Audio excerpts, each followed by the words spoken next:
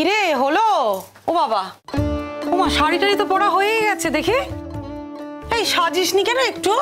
কিরে এ কি, ও কাঁদছে কেন? দাদা ভাই বৌদি ভাইকে কিছু না বলেই তো চলে গেছে, সেই জন্য হয়তো। ও এই ব্যাপার। তা কোথায় গেছে সে? আমি তো জানি না, বলতে পারবো না। হ্যাঁ, কাছাকাছি কোথাও গেছে নিশ্চয়ই, কোথায় আর যাবে। আর এমনিতেও তো পুবলুকে এক্ষুনি লাগবে, আরে ভাত কাপড় দিতে হবে তো। ওই দেখি, এই কাঁদছিস কেন? কাঁদছি না। না আমরা অন্ধ? আমরা কেউ দেখতেই পাচ্ছি না নাকি? দেখতে পাচ্ছি তুই কাঁদছিস তো। এই কি হচ্ছে, মায়ের জন্য মন কেমন করছে? আরে বাবা, আজ সন্ধ্যেবেলায় তোমার সঙ্গে দেখা হবে, তো কাঁদছিস কেন? মামাম আসবে না। আচ্ছা, মা যদি নাও আসেন তাহলেও তো কাল যাবি, দেখা তো হবে। মা শোনো না, কি কাল যদি বাড়িতে গিয়ে দেখি যে বাড়িটা ফাঁকা, মামাম যদি না থাকে, মামাম তো বলেছিল। আরে দূর বোকা মেয়ে, তোমার মা তোমাকে কত ভালোবেসে মানুষ করেছেন না? সেই মা তোমাকে ফেলে রেখে চলে যাবে? তাই আবার হয় নাকি? তোমরা কেউ কিচ্ছু জানো না। মামাম না এই বিয়েটা মন থেকে মেনে নেয়নি, জানো?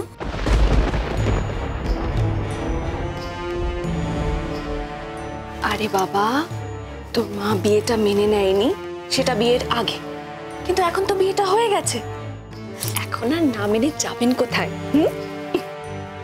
আর তাছাড়া অনুজের ছেলেকে যে তোর মা কত ভালোবাসে সেটা আমরা সবাই বুঝি এবং জানি।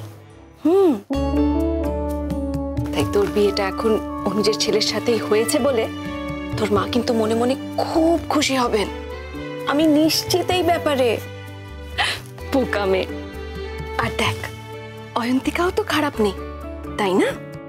ও তো আর একা নেই, ও তো ভালোবেসে নিজের ইচ্ছেতেই ঋগ্বেদকে বিয়ে করেছে, তাই ও ভালোই আছে আর ভালোই থাকবে। তাই তোর মাকে বলিস চিন্তার কোনো কারণ নেই, বুঝেছিস? আরে এখনো যদি আবার মনে করে যে কোনো জটিলতা তৈরি হবে, তাহলে তো সেটা ভুল হবে। অয়ন্তিকা তো সেরকম মেয়েই নয়। ওরকম কি মনে হচ্ছে জানো তো? আমার মনে হচ্ছে আমি কি কোনো ভুল করলাম বলো তো? না, আমার না জোর গলায় বলা উচিত ছিল যে আমি বিয়েটা করতে চাই না। সত্যি তাই মামামকে কষ্ট দিয়েছি, কিন্তু আমি তো সেদিন অয়ন্তিকার বিয়েতে পার্টিসিপেট করতেই গেছিলাম, আমি তো নিজের বিয়ের জন্য যাইনি। আমি তো এক্সপেক্টই করিনি এরকম কিছু হবে। না, আমি বুঝতে পারছি না, মানে তুই বলবি তারপর আমরা এটা জানবো, এটা বলি আমরা জানি, আমরা সবটা বুঝতে পারছি, ভাগ্যিস বলিসনি। দেখ, অয়ন্তিকার জন্য আমাদের খারাপ লাগছে ঠিকই, ও খুব ভালো মেয়ে, ঋতুরাজকেও খুব ভালোবাসে,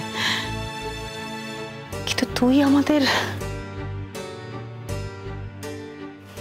আত্মার আত্মীয় ঋতাবরী, তুই আমাদের মনের মানুষ, তোর সঙ্গে আমাদের মনের সম্পর্ক তো নিজে জানিস। হ্যাঁ, তুই আমাদের কতটা কাছে। এই দেখি, এই একদম কাঁদবি না কিন্তু। আমি তুই এখন রেডি টেডি হয়ে বরের কাছ থেকে ভাত কাপড় নেবে তা না, আমার কিন্তু ভালো লাগছে না জাস্ট। আরে আমিও তো ভেবেছিলাম পুবলু এখানেই আছে, এসে দেখছি নেই। ওর তো কোথাও যাওয়ারও কথা নয়। আচ্ছা, পুবলু জানে তো যে বাড়িতে অনুষ্ঠান আছে এখন? আরে জানে না মানেটা কি?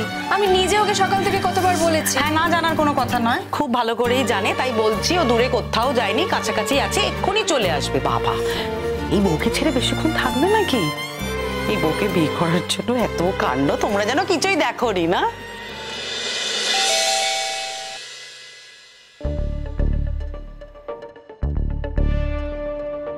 কি ব্যাপার তুমি এই অবস্থায়? এই অবস্থা মানে কি অবস্থা?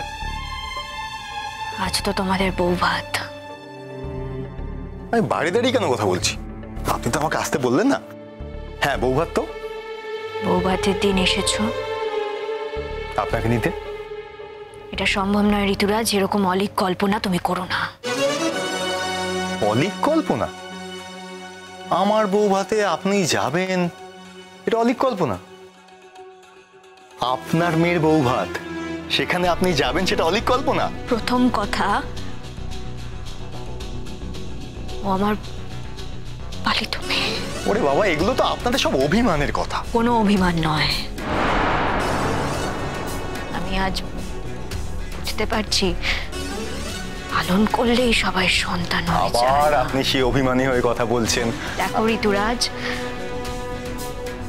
আমি না যথেষ্ট বাস্তববাদী। সত্যিটাকে মানতে আমি জানি এটা আমার নিজস্ব রিয়েলাইজেশন। আমার যাই হোক, আমার ব্যক্তিগত বিষয় নিয়ে কারোর মাথা ঘামানোর কোনো দরকার নেই। বেশ, বুঝতে পেরেছি। বেশ অভিমান হয়েছে আপনাদের দুজনের, তাই এসব কথাবার্তা আপনি বলছেন। আমি মেনেও নিলাম যে ও আপনার মেয়ে নয়, কিন্তু আমি তো আপনার সন্তান তুল্যই ছিলাম। একটা সময় তো আপনি আমাকে নিজের সন্তানের মতো করেই দেখেছেন। আর তার থেকেও বড় কথা হলো, এক সময় তো আপনি আমার বাবাকেও কথা দিয়েছিলেন, বলুন, যে আপনি আমাকে দেখবেন, দেননি?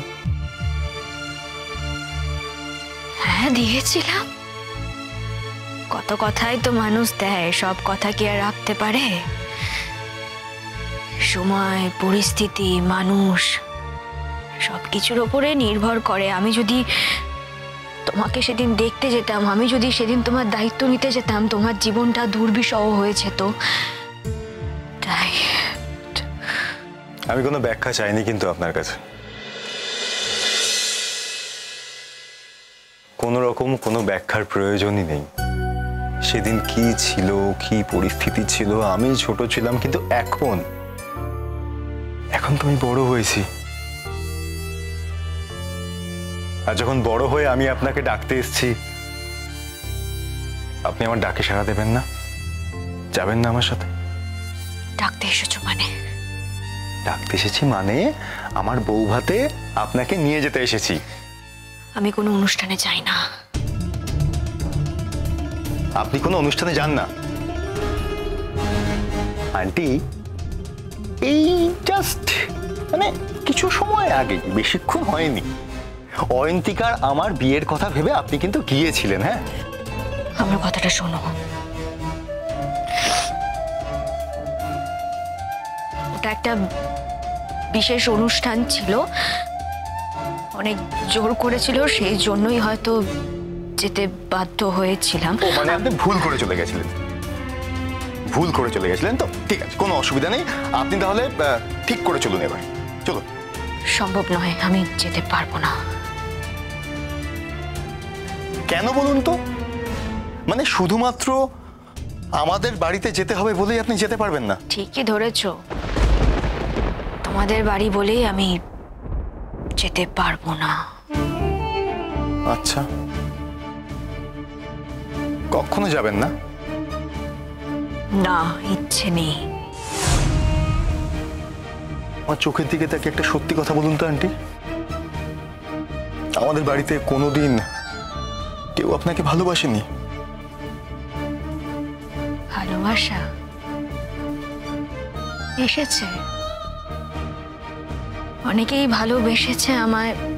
আমি জানি এরপরে তুমি এও প্রশ্ন করবে যে সত্যি করে বলো তো, আমাদের পরিবারের কেউ কি তোমার জন্য কিচ্ছু করেনি? করেছে তো। আমার জীবনে সব থেকে বেশি উপকার আমি তোমাদের পরিবারের লোকজনের থেকেই পেয়েছি। এটাও যেমন সত্যি, তেমন এটাও সত্যি, আমার জীবনে সব থেকে বেশি অসম্মান, অমর্যাদা কিছুই তোমাদের পরিবারের লোকের থেকে পেয়েছি। আমার জীবনটা যেমন তোমাদের পরিবারের লোকেরা তৈরি করে দিয়েছে, তেমন এটাও সত্যি আমার জীবনটা তারাই আবার ধ্বংস করে দিয়েছে। ও বৌদি ভাই, শোনো না, তোমাদের প্রেমটা কিন্তু দারুণ। একে অপরকে দেখলে না তবু দূর থেকে ভালোবেসে গেলে। আজকালকার আর এরকম হয় না। এই যে এরকম মুখ ভার করে থাকলে কিন্তু চলবে না। হ্যাঁ, এই বাড়িতে সবাই আমরা আনন্দ করে থাকি। আমিও তো আনন্দই করতে চাই, মাম্মাম যদি কষ্ট পায় আমি কি করে ভালো থাকি বলো তো? মাম্মাম তো কষ্টে আছে, কোনো একটা ইস্যু নিয়ে আমার সঙ্গে যদি মাম্মামের বিরোধ হয় আমি কি করে আনন্দে থাকতে পারি? আমি এই পৃথিবীতে মাম্মামকে সব থেকে বেশি ভালোবাসি, তেমন ভালো আর আমি কাউকে বাসি না। আচ্ছা, তুই আমাকে একটা কথা বলতো, সকালে যে জলখাবারটা দিয়ে গেছিলাম সেটা খাওয়া হয়েছে? খেয়েছিস না খাসনি? ওই যে ঢাকা দিয়ে রাখা আছে।